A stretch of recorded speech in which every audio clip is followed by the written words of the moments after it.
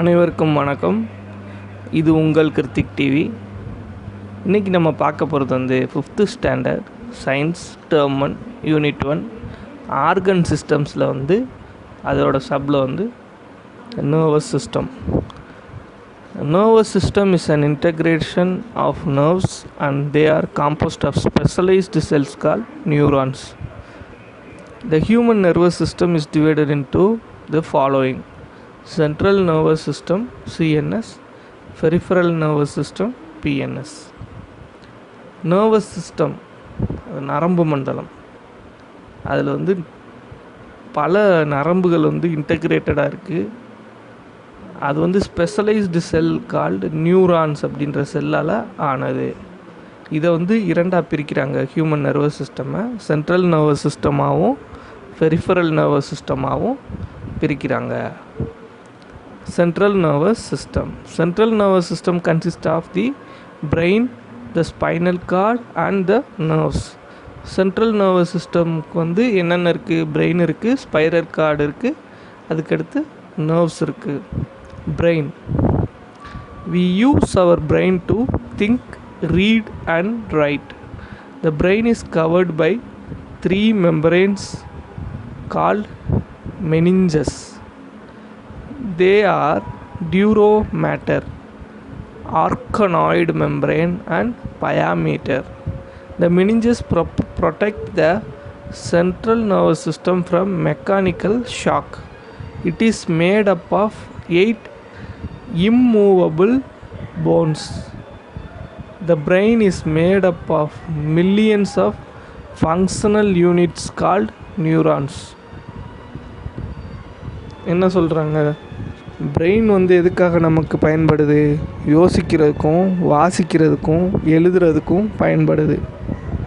Brain வந்து 3 மெம்பரேன்ஸால் cover ஆகிருக்கு. அந்த மெம்பரேன்ஸ் பேர் meninges.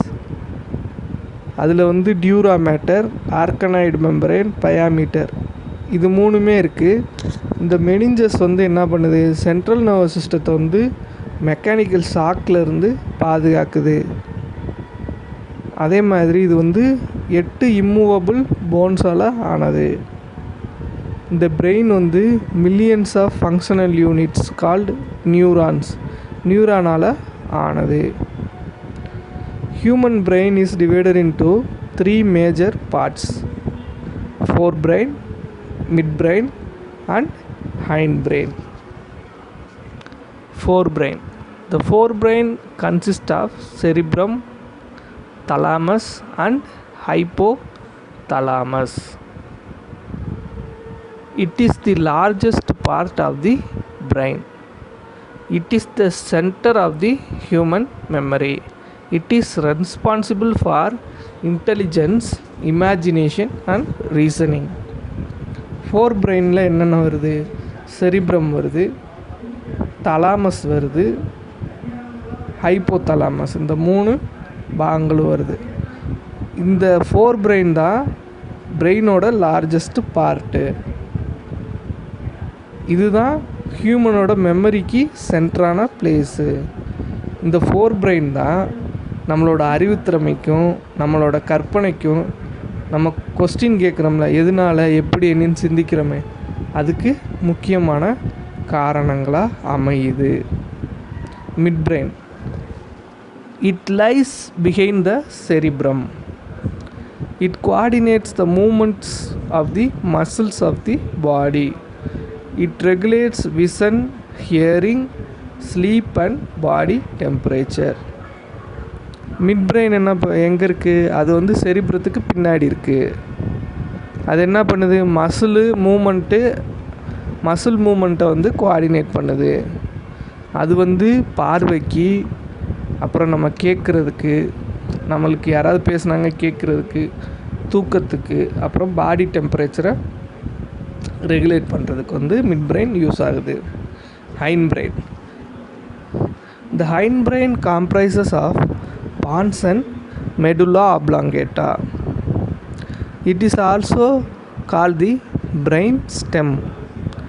It is called vital knot because it controls breathing, heartbeat and other involuntary muscles. It connects the brain to the spinal cord. Hind brain என்னது? பான்ஸும் medulla ஆப்லாங்கேட்டாவும் தான் hind brain. இதுதான் பிரெயினோட தண்டு. இதுதான் முக்கியமான நாட் அப்படின்னு சொல்லுவாங்க. எதனாலன்னா இதுதான் மூச்சு, அதுக்கடுத்து இதய துடிப்பு, அப்புறம் இன்வாலன்ட்ரி மசில்ஸ் இதை முக்கியமாக கண்ட்ரோல் பண்ணுது. அதே மாதிரி பிரெயினை ஸ்பைனல் கார்டோட கனெக்ட் பண்ணுறதும் ஹைண்ட் பிரெயின் தான். Do you know the brain needs a continuous supply of oxygen for better functioning? என்ன சொல்ல வராங்க? பிரெயினுக்கு கண்டினியூஸாக ஆக்சிஜன் சப்ளை தேவைப்படுது. எதுக்காக?